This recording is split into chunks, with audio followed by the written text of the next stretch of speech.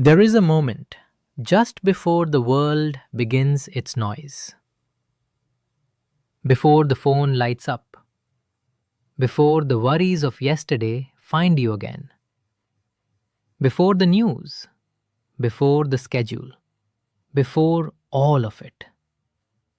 There is a moment, quiet, still, full of possibility, when you first open your eyes. And in that moment, most people do something they are not even aware of. They immediately reach for what is heavy. The unfinished thought from the night before, the health concern sitting in the corner of the mind, the argument that wasn't resolved, the fear about the future, the grief that never quite goes away. And so the day begins not in stillness, but in wait.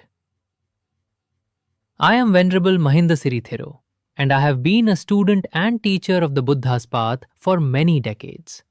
And in all that time, one of the truths I return to again and again is this: how we begin the morning is how we meet the day. If we begin in resistance, we fight the day. If we begin in fear, we shrink from it. If we begin in forgetting who we are, what we have survived, what is still possible, we move through hours that feel meaningless. But if we begin with a few quiet words, words of truth, of intention, of remembrance, something opens. Today I want to share with you 6 things you can say to yourself each morning, not as performance, not as pretending everything is fine when it is not, but as a gentle returning to what is real and what is already good within you. These phrases are rooted in the Dhamma, the teachings of the Buddha, but you do not need to be Buddhist to receive them. You need only be honest and willing to try. Stay with me through all 6. The last one, I believe, will mean the most. Thing 1. Today, I am still here, and that is enough. Let us begin here. Not with what you must accomplish today, not with what aches or worries or waits, but with the simple, astonishing fact that you opened your eyes this morning. The Buddha taught anicca, impermanence. All things change, all things pass. Nothing is guaranteed to continue, not for a single breath longer than it does. We often receive this teaching as something somber, a reminder of loss, of endings. But those who have sat with impermanence long enough, who must be done, take 3 slow breaths and say to yourself quietly, honestly, today I am still here, and that is enough. Not that everything is perfect, not that there is nothing difficult, but that the fact of being here, breathing, present, alive, is itself something worth acknowledging. The day has not yet asked anything of you. Receive it first, then meet it. Thing 2. I will not carry yesterday into this morning. The Buddha taught about what is sometimes called the second arrow. If someone fires an arrow at you and it strikes you, you are in pain. That is the first arrow, unavoidable perhaps. Life brings difficulty, this is true. But then we fire a second arrow at ourselves. We replay what happened. We rehearse the wound. We revisit the argument, the regret, the embarrassment, the loss, again and again, as though by thinking about it enough, we can change it. And each time we do, we wound ourselves again. Fresh pain from old events. The first arrow may not have been in our control. The second arrow always is. Each morning offers something precious, a genuine threshold, a doorway between what was and what is. Sleep itself is a kind of clearing, and when we wake, we have, if we choose it, the possibility of beginning again. Not forgetting, that is not what I'm suggesting. We should not pretend that pain did not happen or that loss is not real. Grief deserves its time. Difficulty deserves acknowledgement. But there is a difference between honoring what happened and living inside it forever. I knew a woman, she came to a retreat I was leading several years ago, who was 65 years old and had been carrying a resentment toward her sister for more than 30 years. 30 years. She woke with it, she went to sleep with it. It had become so familiar she no longer recognized it as weight. It had simply become part of how she carried herself through the world. On the third morning of the retreat, during a walking meditation, she wept. And afterward, she said something I have never forgotten. She said, "I thought I was keeping score. I didn't realize I was the one keeping the prison." She did not need to call her sister that day. She did not need to resolve 30 years in an afternoon. She simply needed to put the bag down, at least for that morning. This is a practice I offer you. When you wake tomorrow, before the mind reaches for yesterday's unfinished business, imagine, just for a moment, that you are standing in a doorway. And just outside the door you were in, on the floor, there is a heavy bag. It contains what was difficult, what was unresolved, what still hurts. You do not have to abandon it. You do not have to pretend it does not exist. But for this morning, you can choose not to pick it up first. Step through the door. Say to yourself, "I will not carry yesterday into this morning. This morning is new. Let it be new." Thing 3. I choose to meet this day with a soft heart. The Buddha's teaching on metta, loving kindness, is one of the oldest and most beautiful practices in the entire tradition. Most people, when they hear about loving kindness meditation, imagine it flowing outward, toward others, toward the world. And yes, that is part of it. But the tradition is very clear about where it must begin, with yourself. You cannot pour from a vessel you have never allowed to be filled.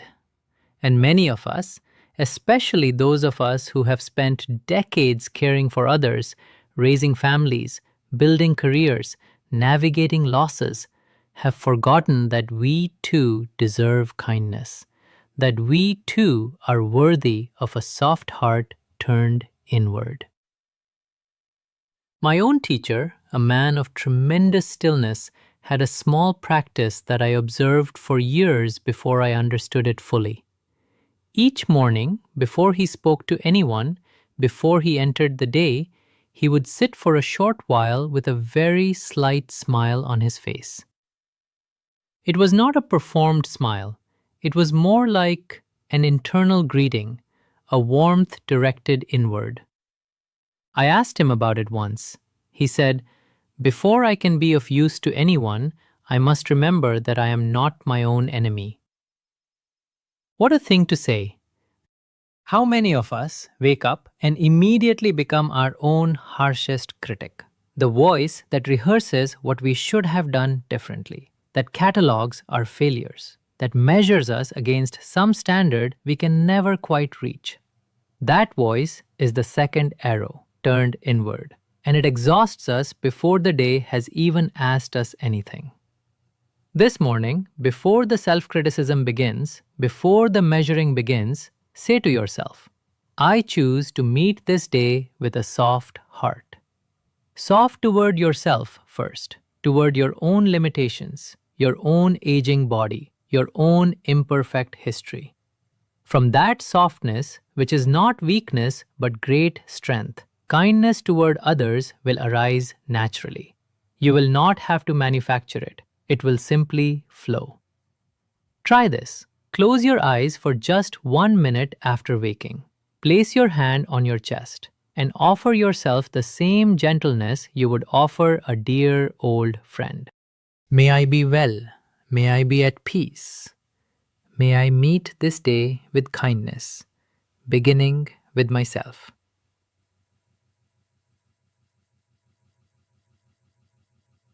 Thing 4. I have enough. I am enough. Right now. There is a word in the Pali language, the ancient language of the Buddha's teachings, that does not translate easily into English. Santutti. It is sometimes translated as contentment, but it is deeper than that. It is a kind of radical sufficiency, a recognition that what is present right now is genuinely enough for genuine peace. We live in a culture that is masterful at generating the feeling of insufficiency, that there is always something more needed, something more to earn, to acquire, to achieve, to become, before life can truly be good. And for those of us in our later years, this message can take a particularly painful form. The fear that savings are not enough, that health is diminishing, the worry of being a burden to those we love, the sense that the contribution years are behind us and what remains is a kind of subtraction. I want to say this as clearly as I can. That is a lie. A very sophisticated, culturally reinforced lie, but a lie nonetheless. Sufficiency is not a quantity, it is a recognition. It is available to you right now, in this moment, with whatever is present. I think of a student of mine, a woman in her late 70s, who kept a small note card on her bedside table. Every morning, before she did anything else, she would read the 3 things she had written on it. Not grand things, not achievements. A warm bed, the ability to make tea, one person who knows my name and loves me. That was her enough list.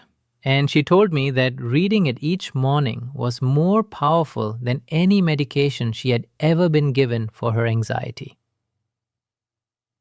Try this for yourself. What is genuinely, actually present that is good? Not what you wish were different, not what you are afraid of losing, but what is actually here right now. Say to yourself, I have enough. I am enough right now. Not as a denial of difficulty, but as a correction, gentle and true, to the voice that would convince you that peace is always waiting somewhere just ahead of where you are. Peace is here. Enough is here. You are here. Thing 5. Whatever comes, I will not be swept away. The Buddha spoke often of upekkha, equanimity. It is one of the 4 great qualities of an awakened heart, alongside loving kindness, compassion, and appreciative joy. Equanimity is sometimes misunderstood as emotional distance, as a kind of coldness or detachment from life. That is not what it means. A person of true equanimity feels everything. Joy and sorrow, gain and loss, pleasure and pain, all of it is felt, but they are not swept away by it. There is an image I love from the tradition. Imagine a great ocean. On the surface, there are waves, sometimes gentle, sometimes enormous. Storms come and go. The surface changes constantly. But deep beneath the surface, in the great depths of the water, there is stillness, complete, unshakable stillness. The waves do not disturb it. The storms do not reach it. Equanimity is that depth. It is not the absence of the waves. It is the discovery of the stillness that the waves cannot touch. I once sat through a very violent thunderstorm in a small wooden meditation hall in the mountains. Several of the students were visibly frightened. The building shook. The lightning was very close. And there was an old monk at the front of the hall, seated in meditation, who did not move. Not rigid, not indifferent, just rooted. His face was serene, not because the storm wasn't happening, but because he knew in his body and his being that the storm was on the surface, and he had learned to live in the depths. That is what we are cultivating. For those of you navigating medical appointments, family uncertainties, financial concerns, the grief of watching friends and spouses age and depart, life in your later years can feel like a series of storms arriving with less and less warning. You do not have to be unmoved. You are allowed to be affected, but you are also allowed, with practice, to be unshaken. Each morning, say to yourself, whatever comes today, I will not be swept away. You might also try what a student of mine began practicing. Each morning, she says simply, I am the sky, not the weather. The weather is not who you are. The sky, vast, patient, present, that is who you are. It has been there through every storm, every season, every night. It remains. Thing 6. Today, I will leave someone better than I found them. This is the one I saved for last because, in my experience, it is often the most transformative. The Buddha taught dana, generosity, as one of the most foundational practices on the entire path. Not generosity only with money or material things, but generosity of presence, of time, of attention, of a kind word offered freely with no need for return. And seva, selfless service, the practice of giving simply because giving is its own completeness. Why do I save this for last? Because when we are suffering, when we are anxious, contracted, afraid, there is almost nothing more powerful than turning attention outward toward another. Not to escape our own difficulty, but because suffering is, at its root, a kind of turning inward too tightly, a closing around the small self. And generosity, even the smallest act of it, opens us again. I want to tell you about a man named Thomas. He was 78 years old when I met him at a community meditation day. He had recently lost his wife of 50 years. He was not doing well. He told me he felt invisible, purposeless, like the world had moved on without him. He did not know what to do with his days. I suggested something small. Each morning, before he left the house, he would set one intention: to leave one person better than he found them that day. Not a grand gesture, not a plan, just one moment of genuine kindness, a smile that reached his eyes, a question asked with real interest, a door held open with real warmth. He came back 3 months later. He looked like a different person. He said, I spent 50 years waiting to feel useful again, and all it took was remembering that usefulness doesn't require permission. Those of you who are 60, 70, 80 years old, you are not in the diminishment years. You are in the wisdom years, the years where the things that once distracted and consumed you have fallen away, and what remains is something far more essential. You have time, you have patience, you have a kind of presence that young people cannot replicate because it can only be earned through living. There is someone today specifically, who needs what only you can give. Not your money, not your expertise, just you. Present, warm, paying attention. Say to yourself this morning, today, I will leave someone better than I found them. It does not have to be large. A phone call to someone who lives alone. A genuine "how are you" to the person making your coffee. A few minutes of real listening to someone who is used to not being heard. This is generosity. This is the path, and it will transform your day more reliably than almost anything else I know. Let us gather these 6 phrases together now. Read them slowly with me. Today, I am still here, and that is enough. I will not carry yesterday into this morning. I choose to meet this day with a soft heart. I have enough. I am enough. Right now. Whatever comes, I will not be swept away. Today, I will leave someone better than I found them. These are not affirmations that require you to pretend everything is fine. They are reminders of what is already true in you, even when it has been obscured by difficulty, by habit, by the accumulated weight of a long life. You have survived everything that has come to you so far. Every loss, every disappointment. 6 phrases on a small card and place it somewhere you will see it when you first wake, beside your lamp or near your morning tea.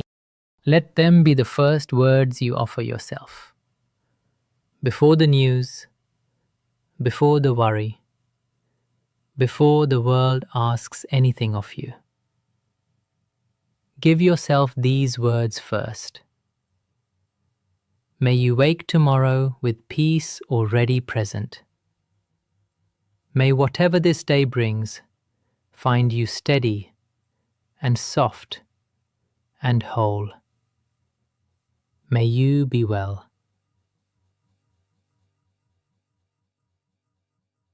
If this teaching touched something in you today, please share it with someone who might need a gentler morning. And if you're new to this channel, welcome. Subscribe to Lotus Dharma Path for weekly Dhamma teachings, reflections, and guided practices to support your journey. Until next time, walk gently and with great kindness toward yourself.